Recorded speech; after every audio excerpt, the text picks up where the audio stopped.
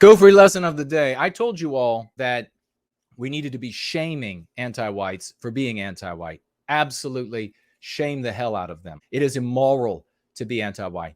It is unethical to be anti-white. It is evil to be anti-white.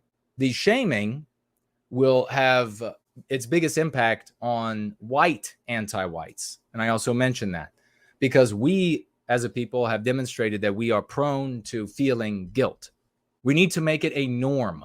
We need to be talking about that anti-whiteism is the greatest evil of our age. We need to be talking about that all good people of all immutable characteristics are answering the call to take down, to put an end to the greatest evil of our era, of our age, of our generation. This is our dragon to slay, anti-whiteism, ladies and gentlemen. All good people will come to this crusade and put an end to anti-whiteism in time, and it will be because we are making that happen. However, there was an error that some people took away from this, and it's understandable.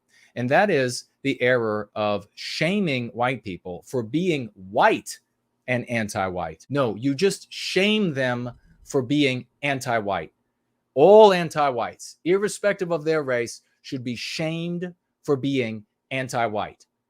Do not shame white people for being white and anti-white, because that is to shame them on the basis of a treason to the race. Now, you might think to yourself, well, it's pretty traitorous to take up a cause that harms your own people. That can be objectively true. It can be subjectively true. Nevertheless, it is not the fact that they are white and opposing us. It is the fact that they are anti-white and opposing us. That is the objective reality. That is what's actually wrong with them. Number two, if you shame them or attempt to shame them for being white and a traitor to the white race, what you are doing is you are looking exactly like the antagonist in the anti-white narrative, and you will get the exact same kind of response. People do not have to be loyal to their race based on race. It is one's decisions, one's actions, one's etc. that makes people good or bad, not their immutable characteristics.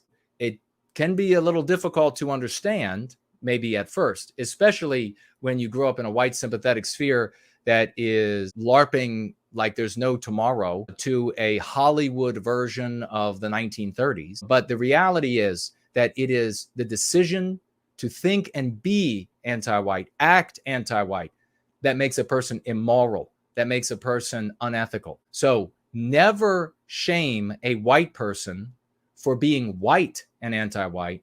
Shame them, whether they're white or any race, for being anti-white. And again, having said that, it will find its greatest resonance, that shaming, in white people, because we have shown this proclivity for being guilted. White people just take it up. So make sure in these conversations that you're having with friends, family, and strangers that you do not miss a beat. You are the one who gets up on the white stallion and tells the world how immoral they are for being anti-white.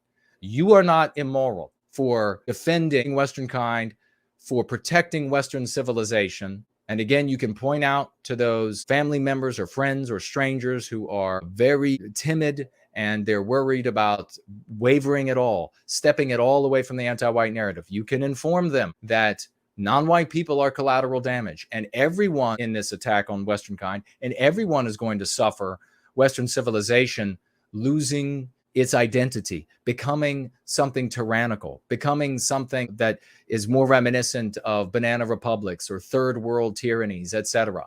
Everyone will suffer that. You can begin there, meet them on that middle ground, and then take them where they need to go, empowering them with the 5 key concepts and more, and hopefully by God, enabling them to go free of the anti-white narrative.